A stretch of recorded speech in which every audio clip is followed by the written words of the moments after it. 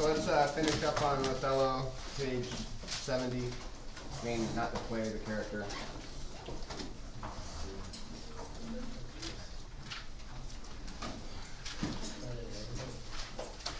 So here we are talking about that one. I think Cavell talks about this too, right? To prove the love of horror thing. Does he? So anyway, we're to the point now where we were looking at. I had been happy at the general camp, diners and all. I tasted her sweet body, and then Othello's occupation gone. Villain, be sure thou prove my love of horror. Be sure that you give me the ocular proof. All right. So he wants the and do we remember what I was saying? Why he wanted proof of that? Not the only possible way you can be certain whether or not the person you love is a whore. Yeah. So when he so we had this thing. Instead of unconscious and conscious, I wanted to do desire 1 and desire 2. Because I decided I no longer know what conscious and unconscious means. So, do you? Seems like a weird thing, right? What do you mean unconscious? Like, what's a conscious desire? Like a cheeseburger?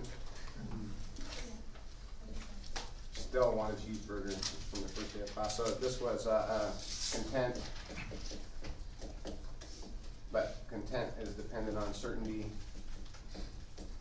And the only way you can get certainty is prove my love of horror, which kills that. So you get this unfortunate. Is there a word for that? Sure, I like it. All right.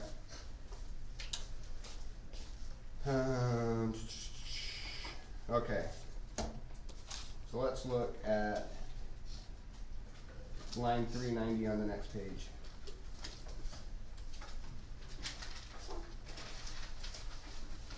Okay, so I'll be Othello. I'll be Othello. You be Iagos. Who wants to be an Iagos? I'm Othello and I need an Iagos because I changed the name. Paper, rock, scissors. You're in? You want to be Othello? You can be Othello and you can be Iago. Okay. All right, start with wood. Would? Nay, and I will. And may, but how? How satisfied, my lord, would you, the supervisor, grossly grape on, behold her talk? All right, freeze for 1 second. We're gonna keep. All right, everybody absorb that fully. So what's he doing? So Iago's painting a picture here, right? So what's Iago doing in this fantasy scenario?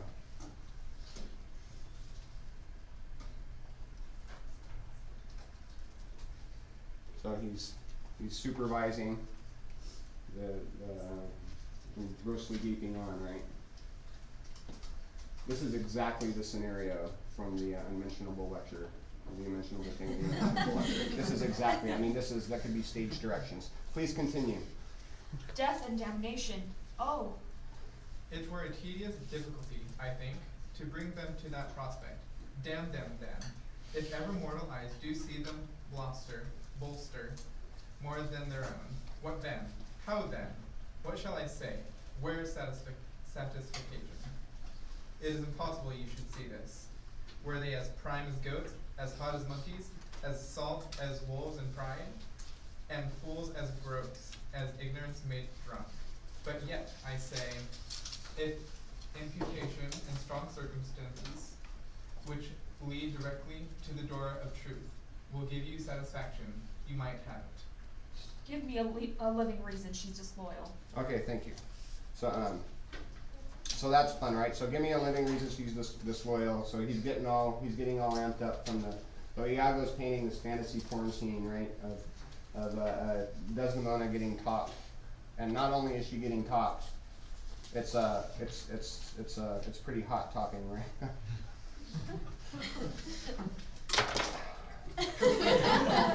Here we go again.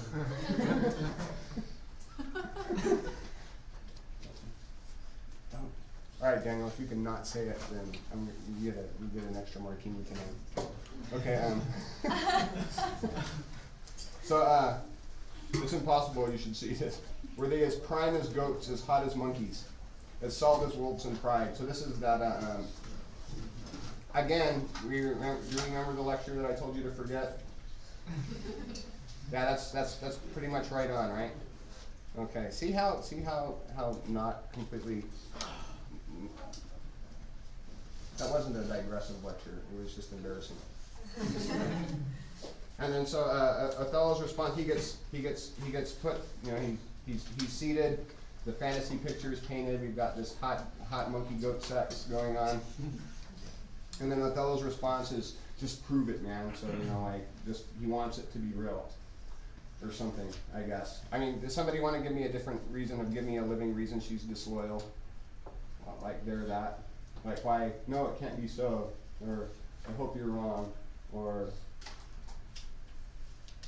prove it, you know. Iago doesn't like The Office. Okay, and then it gets weirder. Do you want to keep going with Iago, or do you want to pass the torch? I can. All right, do it. I do not like The Office, but sith I am entered in this cause so far, pricked to by foolish honesty and love, I will go on. I lay with Cassio lately, and being troubled with the ragged tooth, I could not sleep. There are a kind of men so loose of soul that in their sleep will mutter their affairs. One of this kind is Cassio. In sleep I heard him say, "Sweet Desdemona, let us be wary, let us hide our loves." And then, sir, would he write and wring my hand, cry, "Oh, sweet creature," then kiss me hard, as if he plucked up kisses by the roots. That grew upon my lips, laid his legs over my thigh, and sigh and kiss, and then cry, "Cursed fate, that gave thee to the morn." Oh, monstrous. Monstrous! Nay, this was but his dream. Okay. So, so what happened there? So first of all, did this really happen? No. This is just, this is Iago, so we remember Iago's plan B. First of all, you know, according to the hypothesis, he really wants man to be of noble nature and above all of this. But his conflicting desire that canceled it out was that he's an expert at getting people's animal passions all riled up. So, you know, they just reason gets steamrolled. So he gets Othello's so-called animal passions riled up by painting these porn scenes, right? And he continually does this. So first he's got the little cuckold porn thing, and then he's got this weird thing with and it works on, so ostensibly, so it's he's imagining Cassio is Desdemona in his dream, right? Is that right? Or does he think Cassio's Cassio? So he's I lay with Cassio lately. And by the way, this was not something that was, you know, you didn't, like, the lieutenant did not sleep with the ensign, or the ancient. This was not a common quartering arrangement. So it's a little bit weird. But so what's going on? He's laying with Cassio, and he's awake because he's got a toothache, right? Who has a toothache? Iago has a toothache. So he's sitting there awake, and then Cassio starts grabbing his hand, whispering sweet nothings to him, right? Why But would you wake someone up if they were doing that? whose fantasy is this, man? And then starts kissing on him, like, real hard, and then throws the old leg over for the good old whatever you want to call that. So and then so boy, we've got, and then Othello's really into this. Oh, monstrous. But he, like, in a couple lines later, this is where I'll tear her all to pieces. I don't know, is that hot? Goats and monkeys. Isn't like a mom saying, I'm gonna eat you up? Yeah, I guess, I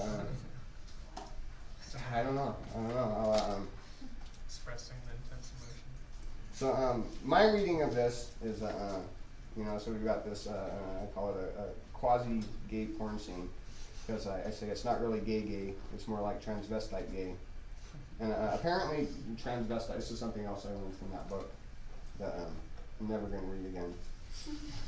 But apparently, I did not know this, that transvestites are almost exclusively an object of fascination for self-identified gay men, or straight men. Like people who say that they're gay are generally not into it. And so they're into the so-called she-male stuff. So this scene, we've got Iago describing Cassio physically making love to a man, but psychologically making love to a woman. So, you know, it's okay, man, right? It's like, dude, I thought you were a chick. I don't know, maybe it's okay. Anyway, not that anything's not okay. But Othello's really riled up from this. And I remember that so I'll tear her to pieces. So him being violently aroused, you know, from the neurocircuitry similarities, that him being violently aroused also means that he's very close to being otherwise aroused, right? Do you remember that? Okay. And then monstrous, I'll tear her to pieces. And then the next page, which this is one of the reasons I can't see Othello performed, because when he says this, I cannot stop laughing when I see someone in all seriousness deliver these lines. I'm on 444. He's riled up all the way. Arise, black vengeance, from the hollow hell. Yield up, O love, thy crown.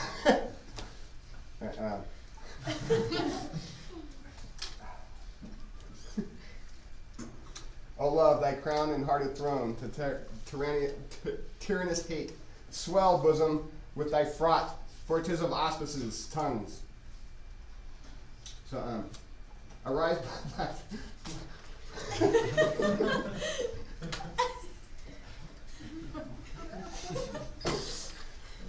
Goodness, you know what, I shouldn't even try to teach this. So, Othello feels his manhood and getting aroused. So, Black Vengeance, best pet name ever. Yes.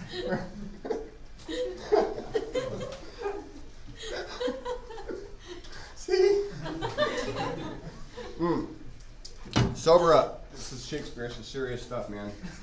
So, and then for anybody that's still into that whole homosocial triangulation thing, we get a nice little homosocial bonding thing, right, on the next page. So, if we didn't have to get all the way through Desdemona today on top of this, I would bring somebody up and we would act this out. So, because that'd be funny. So they, anybody remember what happens here? So, they go down to their knees, both of them. Do not rise yet. Iago kneels. And then witness, they evoke this ceremonial thing, and they rise. Othello, I greet thy love, not with vain things, but with acceptance, bounteous, blah blah. Iago swears that he's going to kill Cassio for him. She's done at your request. Let her live, damn her, leave me, damn her. I don't care about her. Thou art my lieutenant. I am your own forever. So they, I think, was it Garber that said this was like a mock wedding? We get a little bit of that. And this is some textbook, you know, guys bonding over the imagined violence against the female body or whatever, right? You know, probably a lot of these theories actually, like, you know, and they think it's, oh, well, look, Shakespeare proved this, but the theory actually is probably just an interpretation of Shakespeare. Okay? It's like with Freud too, you know, like, a lot of people get blown away with how right Freud was about Shakespeare, but Freud read a lot of Shakespeare, and a lot of times he's just interpreting Shakespeare plays. Yeah. All right. So, exchange vows, Right, but so Othello and Iago kneel together, exchange vows, declare their everlasting mutual love, even without a Supreme Court decision. Because I'm all about staying contemporary. So we got this, and then relationship with knowledge. So what's this relationship with knowledge now? Listens to Iagos. Yeah. So Iago's something or other. Yeah, I wrote porn on the board. Contradictory desires, the problem.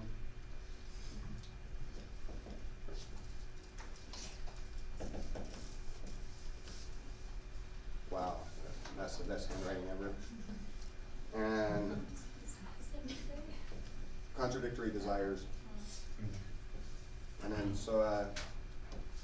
must have certainty or erased memory. I put eternal sunshine of the spotless mind on my note card, but that's too long to write on the board. Okay, fabulous. All right, so let's go to page, I think that's at 85.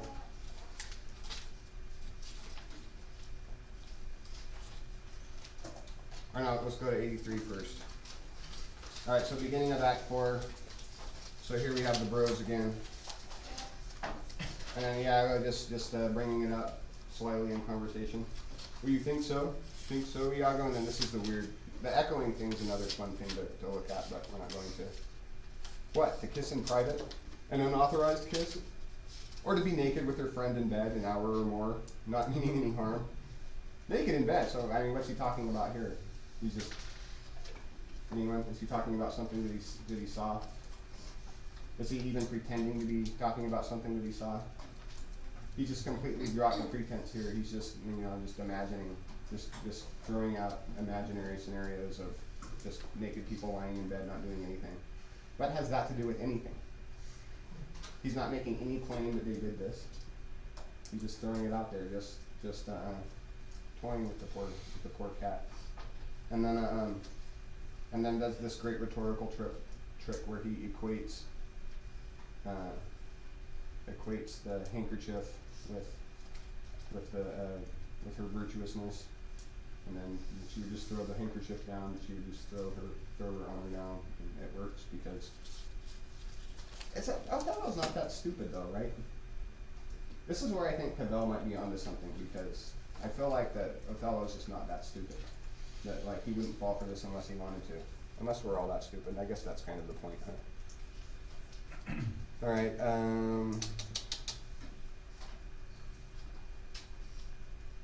so by 93,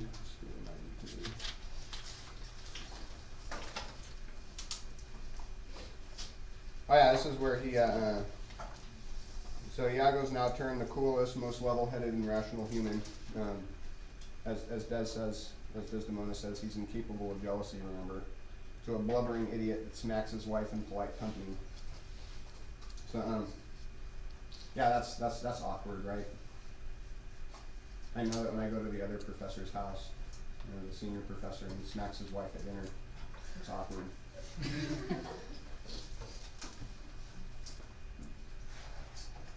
That didn't really happen. You wonder though. Okay. So I say to read 253 plus, but you get the, yeah, so let's just look at it. Lodovico calls her truly an obedient lady, and we'll see that that's a problem. But and then Othello's kind of pointing out the exact letter of her obedience. You did wish that I would make her turn, sir. She can turn and turn, and yet go on and turn again, and she can weep, sir, weep, and she's obedient, as you say, obedient, very obedient. Proceed you in your tears concerning this, oh, well-painted passion. So what's he suggesting? That Is he saying that Desdemona's being honest and forthright? Really being obedient? How does Othello view her obedience?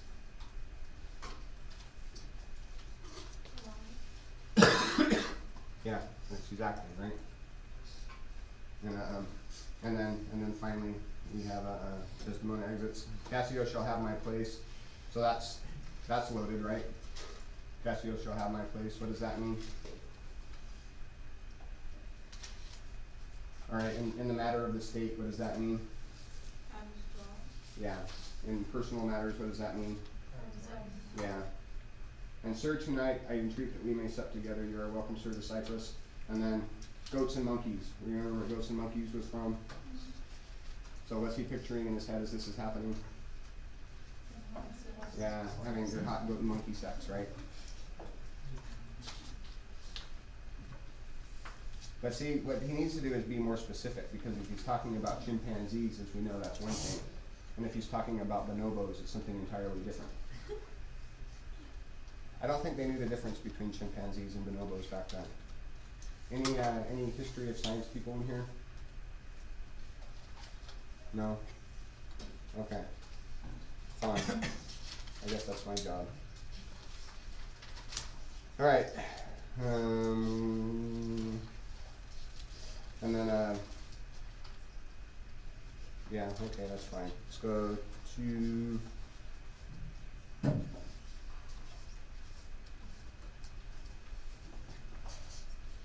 Alright, let's go back a page to 94.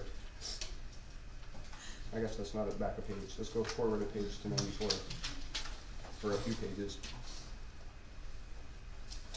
Alright.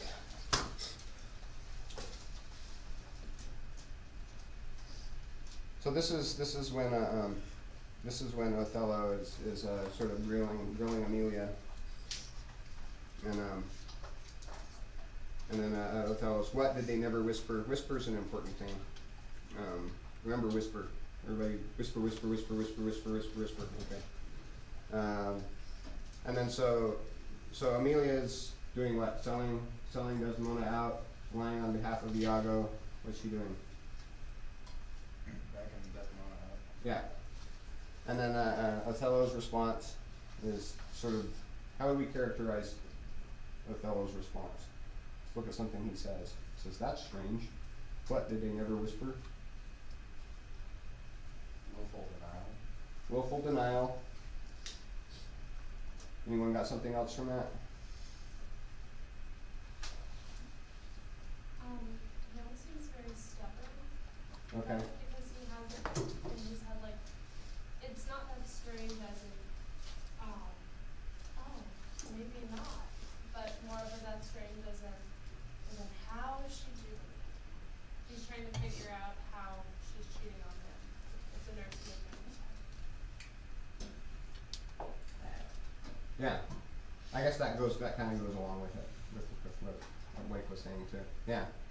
And then I think he was kind of disappointed. Anyone get any of that? Or is this just Daniel being crumble, Daniel being Daniel, depending on how you look at it? I don't know. And he sort of dismisses it, she's a subtle whore. And then Desdemona comes in. And I guess we won't talk about the anymore. We've covered the weird thing that he calls Emilia a subtle whore that she's praying. Right? Do we need to talk about that again? Okay.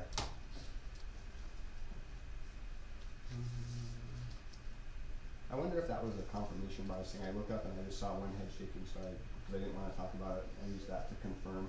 I know, like everybody else could have been saying yes, please, and I just noticed the one head shaking, and I'm like, oh, that's what I wanted. I wonder. So then he starts. Desdemona comes in. Come, swear it, damn thyself.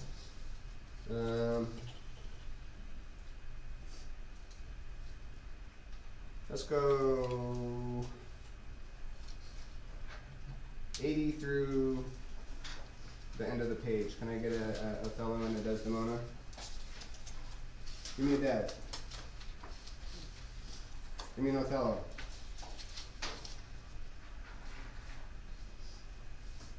Okay, I'll do both. By heaven, you do me wrong. Are you not a strumpet? No, as I am a Christian, to preserve this vessel for my Lord from any other foul, unlawful touch. Be not to a strumpet, I am none. What? Not a whore? No, but I shall be saved. Is it possible? Oh, heaven forgive us. I cry you mercy then. I took you for that cunning whore of Venice that married with Othello. All right. Yes, that was horrible. I don't care. Why doesn't she just ask him why he thinks that? It's like, it's really frustrating that she just keeps saying stuff like, oh, good heavens. And Yeah. So on one point, I mean, they've got this serious communication issue here, right? Either that or there's something else going on, right? Oh, heaven forgive us. So Othello, and I'm saying that he's like, well, are you not a strumpet? And then I took you for that cunning whore of Venice. It's like, hey man, when I married you, I married the cunning whore of Venice. What's Miss Virtuous doing here, right? Anybody get any of that? All right, shake no vehemently if you're shaking no vehemently, because all I'm seeing is my confirmation bias nods yeses. No? Okay. I think he's accusing her of being Okay. no, it's not that that she actually is that, or like she's known in Venice as that. He's just accusing her of being that. It's like, oh, well, then you must not be the woman I married, because the woman I married is this. So he's trying to say. So the woman he married is the whore of Venice, or isn't the whore of Venice? Isn't, but he's calling her that. Okay. Yeah, I mean, I think that's the respectable reading. I agree with that. So I just, but I don't, right? Because I also think that he wants her to be the whore of Venice, because he's been investing a lot of fantasy time here, you know, her having, you know, like goats and monkey sex with Cassio while he sits there gaping on, right? So like if you think about like I don't know, like, has anyone ever almost won Ferrari before? And you were like one person away, you know, it was between two people at your high school raffle. And you're looking at the Ferrari and you're like, oh yeah, man, I could be just like Justin Timberlake and run it back and forth down my driveway really fast and get yelled at by my neighbor and then spit on him and then get sued. Because I'm a G. And you think about that, and then all of a sudden, and then you don't get the Ferrari. That sucks, right? So he's got this Ferrari, you know, the whore of Venice here, and it turns out she's not.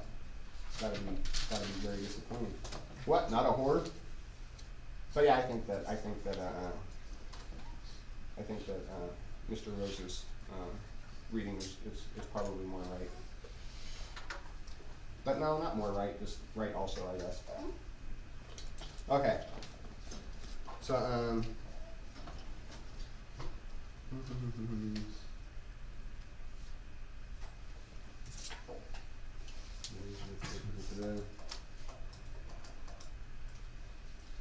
so the Cassio murder in Act 5 finally arouses old Black Vengeance to act, and it's in explicitly sexual terms. 109. Do this. I'm out of time. Do this a moment. Strumpet I come. Blah blah blah blah blah blah. So strangles her. Better, since in Othello's mind, the only way to be truly content, that is satisfied, is to be dead. Remember, he says at the end, in my sense, 'tis happiness to die, after he fails to kill Iago. And then so he was able to certainly satisfy his lusty young wife by strangling her. Oh, happiness, he says. His final words is that last speech is famous because T.S. Eliot. Has anyone ever heard of T.S. Eliot? Wrote The Wasteland, love song of J. Alfred Prufrock. I grow old, I shall wear the bottom of my trousers rolled. And I always say that when I walk around the house. I grow old. And soft you a word or two before you go. I have done the state some service and they know it. blah blah blah blah. Nor nothing accentuate nor set down in malice may you speak of one that loved not wisely but too well, of one not easily jealous but being wrought perplexed in the extreme. So he's just trying to make himself look like self-justify himself in the way that we've seen people do. Anybody buy it? I mean, do we feel sorry for Othello? No, he was dumb. Yeah. I mean, I find myself feeling more sorry for Iago. Because at least Iago wanted to think well of people. Othello apparently didn't. Okay, enough of Iago. Let's get to Desdemona. What do we think about Desdemona? Anybody agree with my she had it coming controversial statement from last week? Anyone? Only because she didn't communicate. She didn't communicate? She could have prevented it, possibly. Yeah, she could have prevented it. Okay. So first we got to talk about Desdemona in two senses because she's two things. Great. All of that lecture didn't get taken. My stupid microphone was over there. Wonderful. Just great, man. I quit. Going home. So Desdemona is her primary role in the play is, I mean, we get to know her a little bit, but this isn't like, she's not like the heroine, right? We don't like go in and follow her on her journey. Her primary role is the object of everybody's desire, right? Mm-hmm. So let's set up our old triangle. So we've got big Y, little x, little a. That's the object. All right. So this, as it turns out, is different for everybody, but it's all Desdemona. All right, and who all are X's here? This is a hint, but there's a lot of branches. Cassio. Iago. Roderigo. Othello. Absolutely. Maybe Emilia too. I'll put her up there just for kicks. So who's this?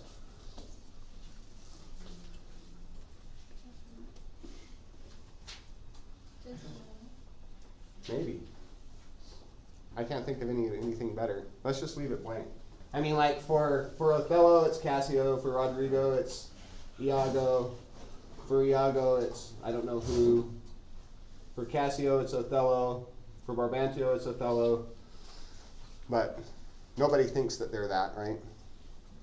Okay, but they all have kind of different pictures of Desdemona. They're all wanting something else. So Roderigo. Does anybody remember Roderigo actually saying anything about? Why does Roderigo like Desdemona? Anybody remember him saying anything about her?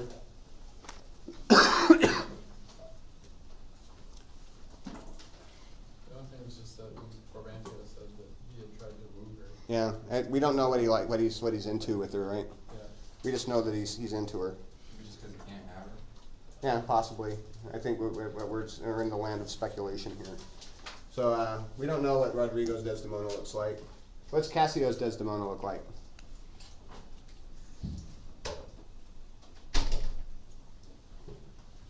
The best version of her. Yeah, he calls her Divine Desdemona. Because we know Cassio's got a thing for her, right?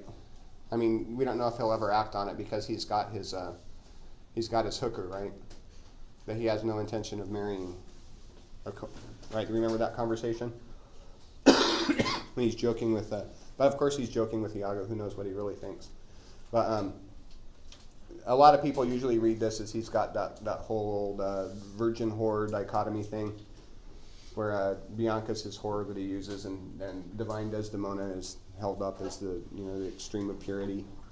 They have that talk with Iago when Iago's calling her sport for Jove, and he's like, "Yeah, don't you think that she's asking for it?" And he's like, "Oh no, man, she's divine, very modest, and inviting eye." But I think that we're going to look at it, so I'm not going to get too far into that.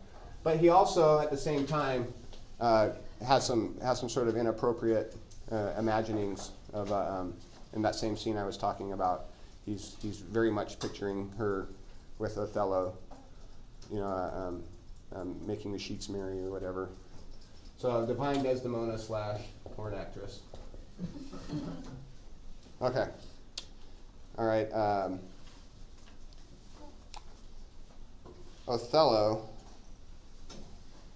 What is Othello's Desdemona? We spent a class and a half talking about this.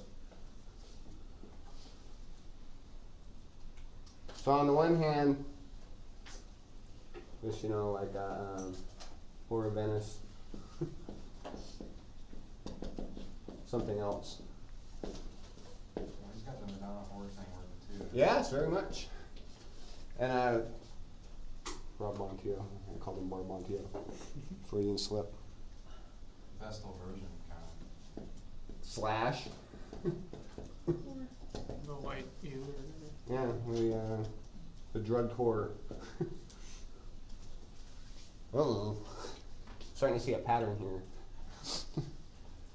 Iago. What does Iago think of Desdemona? I'll put tool. And he's got that weird thing where he confesses that he's like, I love her, and it's not just with lust. He says, granted, part of it's that that I just want revenge, but I think he might actually love her. And if you think about it, so he calls her sport for Jove. He refers to her as Othello's Carac, which is a treasure ship, right, or lawful prize. So he talks about her like she's just this thing to be won, but he treats her, and when he analyzes her, he's pretty right on. And I submit to you that only one of these men actually, considers Desdemona to be a person. He's the only one that recognizes that she's neither a virgin nor a whore. Kind of recognizes that she has sexual appetites, but not, off the charts one way or the other. Doesn't idealize her. That's clear when he talks to when he talks to Cassio about it. Cassio really idealizes her, and Iago doesn't. So he seems. I think that he's got a. I think Iago's the guy that's really for Desdemona, but that's just me. Even Desdemona falls into the virgin whore thing.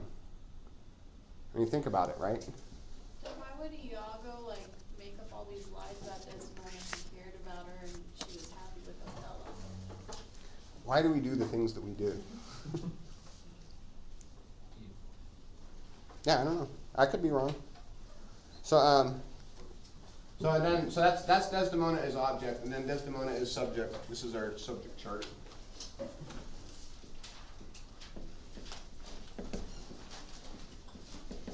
So problems always incompatible desires.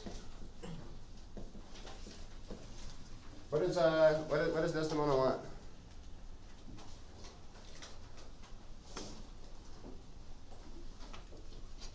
It's the dark continent of female desire.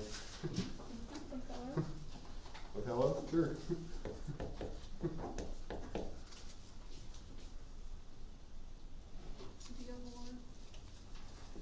Who knows? She didn't deny it. She never, we've been talking about, she never, said, Othello, where are you getting this from? Yeah. She was like, okay. Maybe I am. I guess does she even know? Okay. All right, it's 3, we've got to get through 17. I've got 20 minutes if I don't give the quizzes back. All right, let's crank. So, Brabantio's take, drug. All right, so this is the question above here is, why does Desdemona love Othello? He's an old guy. Seems pretty cool, right? I know every time I see an old guy that seems pretty cool, I fall in love with him. Brabantio's take is that drugs and witchcraft, and when he says witchcraft, I think that we're supposed to assume that there's some sort of, voodoo magic, sexual witchcraft, wink, wink, nudge, nudge, witchcraft. Othello's take, let's go page 19 and 20. Hopefully I knew what I was doing when I wrote this. Okay, yeah, so this is all, everybody's giving their versions of how they fell in love. So Othello says, so he's explaining it, and he says, her father loved me. That's the first thing, the first reason that he gives to why Desdemona loves him, right? And so her father loved me, oft invited me, still questioned me the story of my life from year to year, the battles, sieges, fortunes that I have passed. I ran it through, even from my boyish days, blah, blah, blah, blah, blah, blah. So why does the father love him?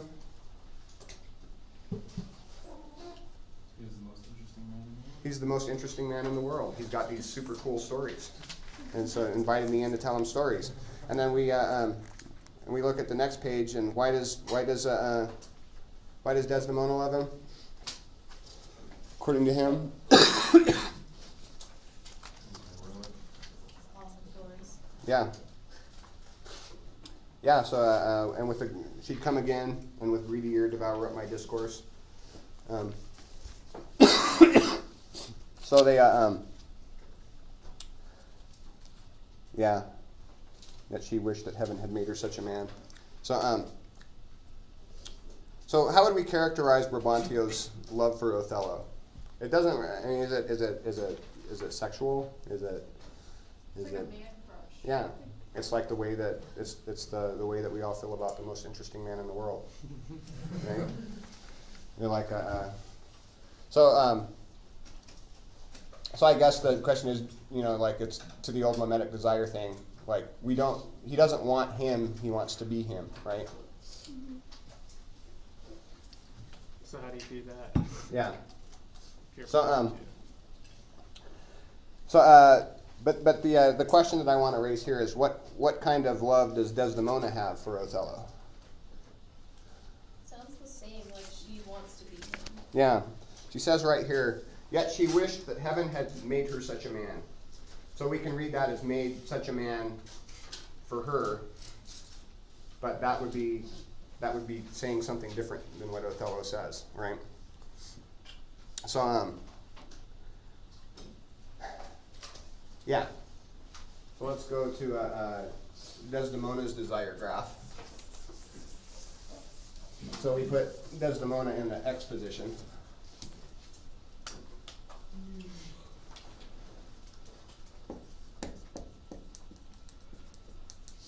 So the dominant Y would be the dominant Y. Othello. Yeah. Yeah, I'm gonna put a question mark in quotation marks because I got talked to today about using too many quotation marks in an article.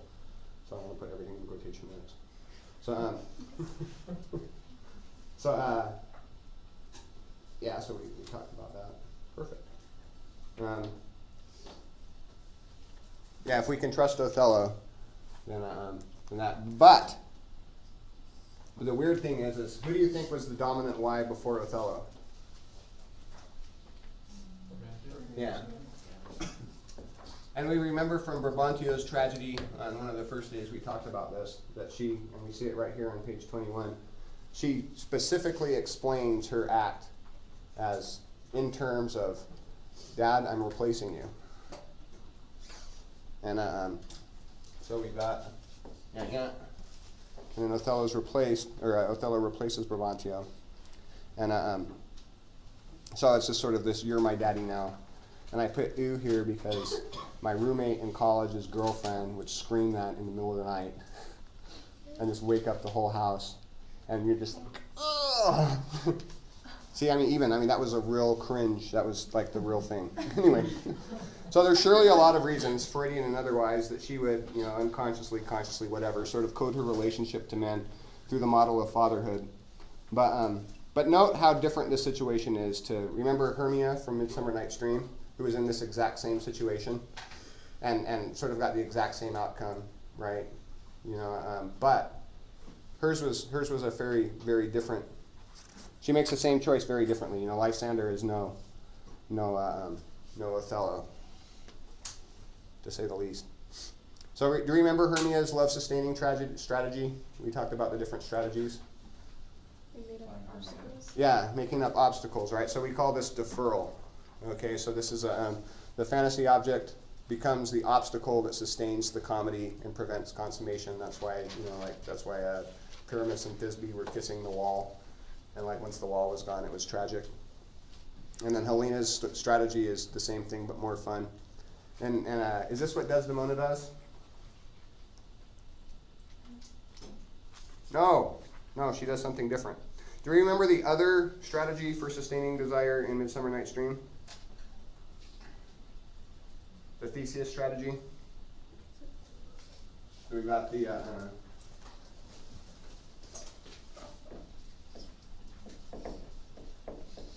Lucy, Jane,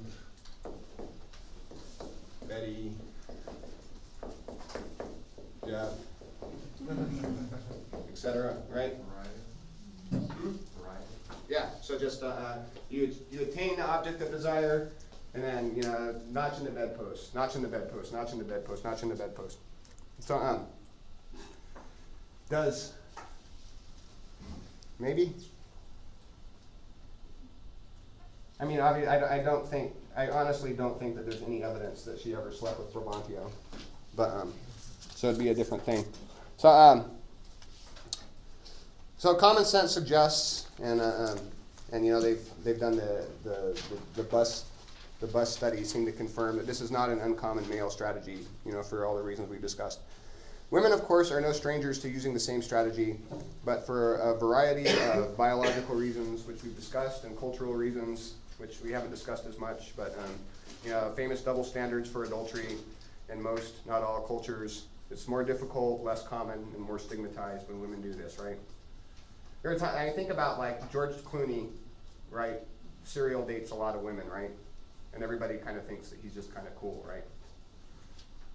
But like say Taylor Swift serially dates a lot of dudes, and everybody thinks she's psycho and can't keep a man, right? Does anyone disagree with me on this? It's a horrible double standard, but it's there. So I mentioned this. It's one of my favorite. Yeah. I think the difference is Clooney is the dumper, and Taylor Swift is always the dumped. Sure seems that way, doesn't it? I mean, those stories are always hotly contested, especially by Taylor Swift. But She had a house next to her boyfriend. the Kennedy, yeah, that was creepy. That's The Kennedys and for that One Direction. it's a warning sign. God, and my daughter loves her. I guess this is what happens, like my mom wasn't crazy about Eazy-E either, so it all comes along. So we used to have this great diagnosis called hysteria. Now, you guys informed me when I brought it up in class. It kind of hurt my feelings that you can no longer say this, but you can. You can say whatever you want. It's this kind of loosey-goosey catch-all phrase they used to diagnose neuroses in women. So it was just, in men it was neuroses, in women if you were acting kooky it was hysteria. The origins are in the old wandering womb diagnoses. Anyone know what the wandering womb diagnosis is? There's a great scene in Pericles. The wandering womb diagnosis is she's acting crazy because her womb has sort of got out of its proper place and is kind of wandering around, and it's causing psychological problems. So can anyone guess what the prescribed cure for wandering womb was? An orgasm? Ideally, but just in the main point, this is good folk psychology thing. Has anyone ever met somebody that really needed to get laid? Yeah, so it's that. So I have that it persists in modern folk psychology and the diagnosis of country song doctors who prescribe love. There's always these old country song doctors. I went to the doctor. What did he tell me? You need to find love, man. Okay, so that's a sort of a version. So one of Freud's first contributions to psychology was to show that men could be hysterics too. The term has tragically fallen out of use, but there are two features of the classic hysteric of psychoanalysis that I think are worth mentioning. Maybe write these down, or you can just go back and watch the podcast. The podcast, I think this is going to be one of the least good podcasts because of the audio quality. One is over-identification with the father's desire. So the non-hysteric wants to be the object of desire, and the hysteric desires the object of desire. So, and then gets confused to what that means. But remember Girard's mimetic desire? So when you know, like the mimetic desire works, that you know they don't want the object, they just want what the other person wants. Remember that? So it's just that. So that's actually where Girard got it from. He didn't even know it. But so that's one thing that hysterics do. But what makes it hysteric and not just Girardian is what the hysteric really wants. The real object of the hysteric's desire is the father with a capital F-like figure that will reliably show him or her what to desire. Because in shifting the desire from, you know, this becomes the object of desire, everything gets screwed up and then they become completely alienated from this. The hysteric famously just has no idea the object that he or she wants. It doesn't even factor in. She's just looking for the person that can mediate it. So the hysteric's object is the dominant Y. So that's why it's different than Theseus's, right? So you've got Brabantio getting crossed out for Othello is not the same thing as the, you know, what I call the normal dude desire, the Lucy Jane Betty Jeff thing, right? Is everybody following me here? Yeah. Didn't Okay. hysteria come after childbirth or something like that? Wasn't that? And sometimes, I mean, it was such a catch-all. It was so loose of a concept, and Freud actually never was able to cure any hysterics. Oh. But yeah, I mean, it's just one of those things that any time you go and try to define it and actually look at the literature of the time of what people were calling hysteria, it's so all over the map. So yeah, and I could teach a whole course in hysteria, but maybe I will. That would be great. So the hysterics pattern is to seek out the perfect, you know, capital F father. So what hysterics? One typical path of hysterics is to find heroic, brilliant, larger-than-life figures. So they will go after older men, powerful men, you know, politicians, priests, married men, just, you know, like things that are just beyond the reach of the normal human being. And so because the idea is these people are, you know, like so much bigger and so much better. Got to crank it up. We are running out of time. But then they find a flaw because nobody's actually larger than life, and they find out that the big politician guy is actually just a doof. And the hysteric leaves him because he completely invested, thought he was the one. So the refrain of the hysteric is, "That's not it." It's like, I thought that was it. That's not it. And then so when you see like powerful men get creamed by these sort of, you know, like, why did he fall for her, and why did he lose his wife and everything for that? And then there's just like some girl that's just like, oh yeah, I don't like Tiger anymore, and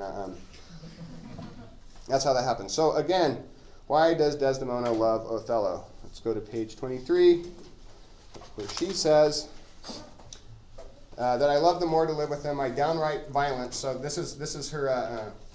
This is what she says is her rational explanation for loving the more to live with him. It's just the downright violence of her passion. She wants to go to war. And to his honors and his valiant parts I my soul and fortunes consecrate. So if you read this, which we don't have time to really do, you will find that the man she loves is, you know what's a better, page 75. That's shorter.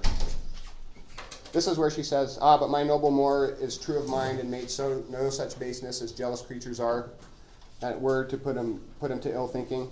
So she thinks that he's above human desire. And the other one, you just see that she's into his honor, his visages, his unreadability, the fact that he seems to be above petty things like jealousy and love and passion. She's like, he's the dominant wife. He's got it all figured out. He doesn't need anything. This is the thing that I want to be like. If I can find out what Othello wants, then I can find out what I want, and I'll be a happy hysteric. There's no such thing as a happy hysteric. Well, I guess they're all happy. The French psychoanalyst that I quote sometimes because he's good for quotes, his answer to the famous question of what does a woman want is a master to manipulate and deceive. And yes, he considered all women to be at least mildly hysteric. All right, page 58. So yeah, so this is her. This is when she's pleading her case for Cassio, and I think this is something that confuses Othello, because when she's pleading her case for Cassio, she's treating Othello like a husband,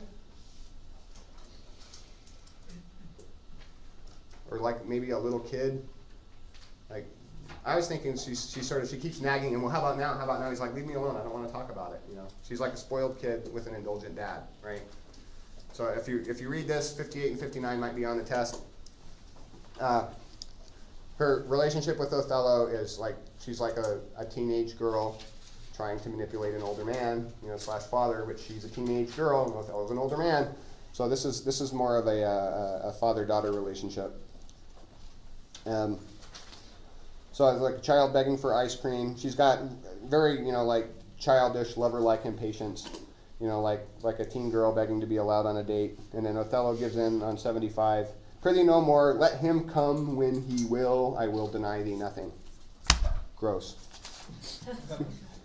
All right, and then we talk about her obedience. So guilty, innocent, unconscious, or whatever. Desdemona is way too obsessed about Cassio for this to be nothing, right? I mean, she's taken this on.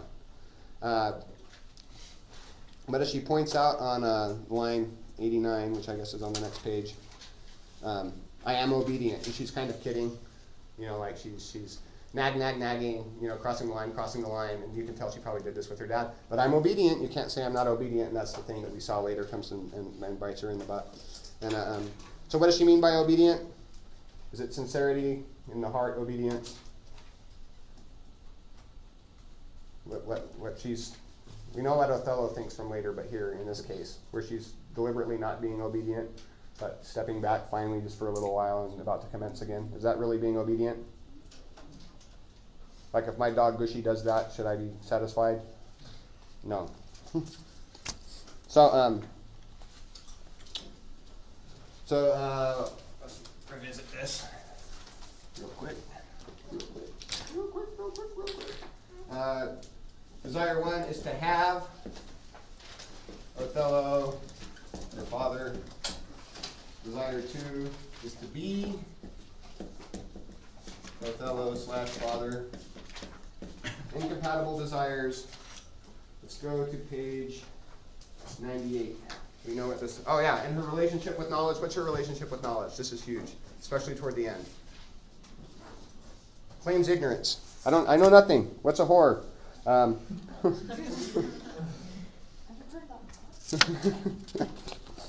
Why does everyone keep calling me that?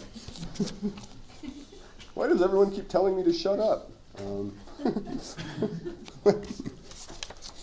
I just knew somebody who said that once. It was really funny.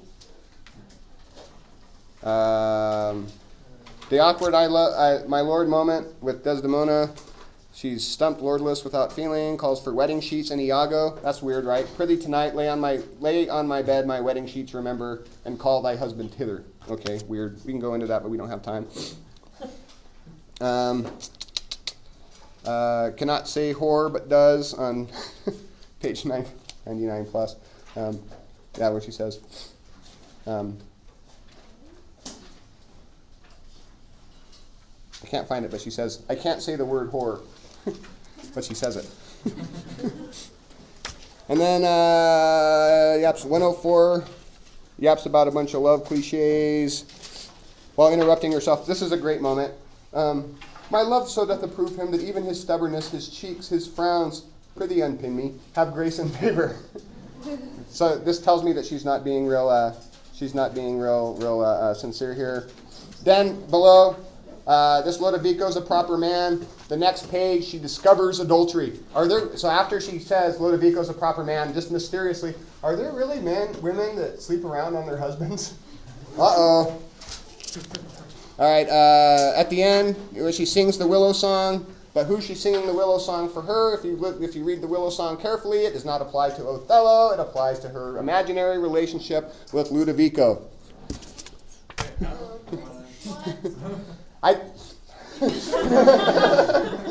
It It won't be on the test. If you're interested in it, after this moment, she's living in a fantasy. Her romantic fantasy is that she's being cheated on by Lodovico, and Othello's not even part of it, and yeah, and she's got those weird last words. First she declares her innocence, then she declares her guilt. I would love to spend 10 minutes talking about this. I think she might not be wholly innocent. See you next Monday.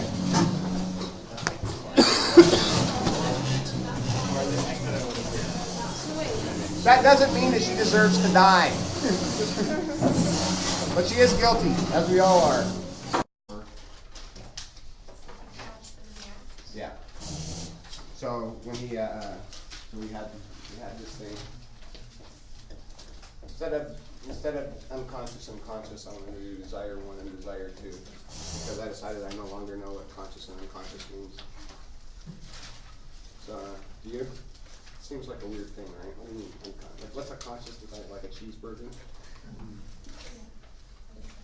Still want a cheeseburger from the first day of class. So this was content.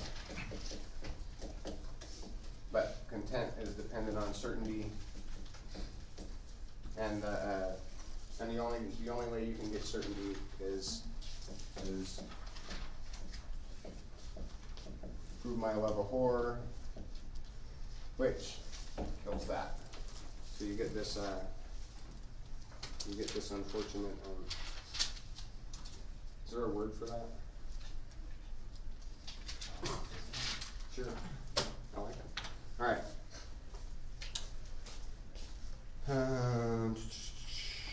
Okay, so let's look at line 390 on the next page.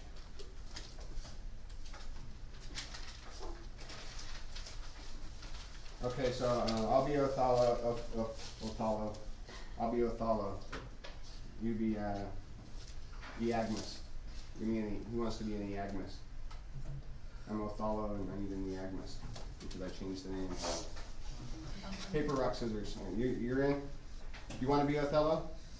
You can be Othello and you can be Iago. Okay. All right, start with wood. Would? Nay, and I will. And may, but how? How satisfied, my lord, would you, the supervisor, grossly grape on, behold her talk? All right, freeze for 1 second. We're gonna keep. All right, everybody absorb that fully. So what's he doing?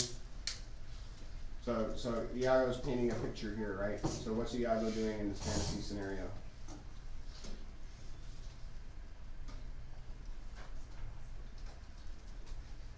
So he's supervising the grossly gaping on, right? This is exactly the scenario from the unmentionable lecture, the unmentionable thing. The unmentionable lecture. This is exactly. I mean, that could be stage directions. Please continue. Death and damnation. Oh. It were a tedious difficulty, I think, to bring them to that prospect. Damn them, then. If ever mortal eyes do see them bolster more than their own, what then? How then? What shall I say? Where is satisfaction? It is impossible you should see this. Were they as prime as goats, as hot as monkeys, as salt as wolves in pride, and fools as gross, as ignorance made drunk? But yet, I say, if imputation and strong circumstances, which lead directly to the door of truth, will give you satisfaction, you might have it. Give me a living reason she's disloyal. Okay, thank you. So that's fun, right? So give me a living reason she's disloyal. So he's getting all amped up from the.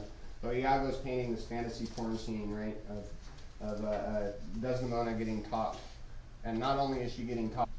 I lay with Cassio lately, and being troubled with the ragged tooth, I could not sleep. There are a kind of men so loose of soul that in their sleep will mutter their affairs. One of this kind is Cassio. In sleep I heard him say, "Sweet Desdemona, let us be wary, let us hide our loves."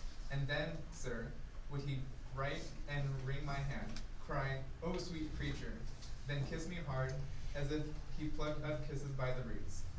That grew upon my lips, laid his legs over my thigh, and sigh and kiss, and then cry, cursed fate that gave thee to the morn. Oh, monstrous. Monstrous! Nay, this was but his dream. Okay. So, so what happened there? So first of all, did this really happen? No. This is just, this is Iago, so we remember Iago's plan B. First of all, according to the hypothesis, he really wants man to be of noble nature and above all of this. But his conflicting desire that canceled it out was that he's an expert at getting people's animal passions all riled up. So they just reason gets steamrolled. So he gets Othello's so-called animal passions riled up by painting these porn scenes, right? And he continually does this. So first he's got the little cuckold porn thing, and then he's got this weird thing with and it works on, so ostensibly, so it's he's imagining Cassio is Desdemona in his dream, right? Is that right?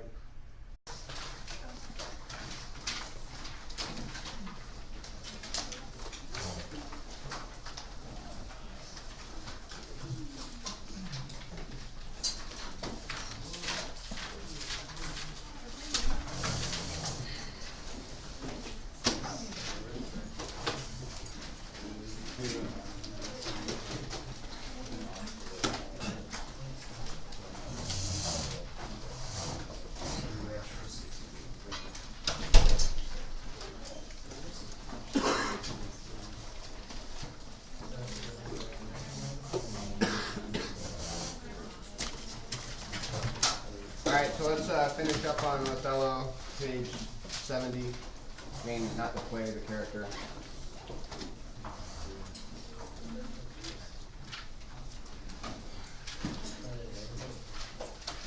So here we are talking about that one. I think Val talks about this too, right? To prove the love of horror thing. Does he? So anyway, we're to the point now where we were looking at. I'd been happy at the general camp, planners and all. I tasted her sweet body, and then Othello's occupation gone. Villain, be sure thou prove my love of horror. Be sure that you give me the ocular proof. All right. So he wants and do we remember what I was saying? Why he wanted proof of that? About the only possible way you can be certain whether or not the person you love is a whore. It's pretty hot talking, right?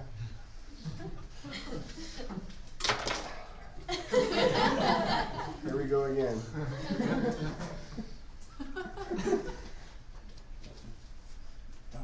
All right, Daniel, if you can not say it, then you get an extra martini tonight. Okay. So it's impossible. You should see this.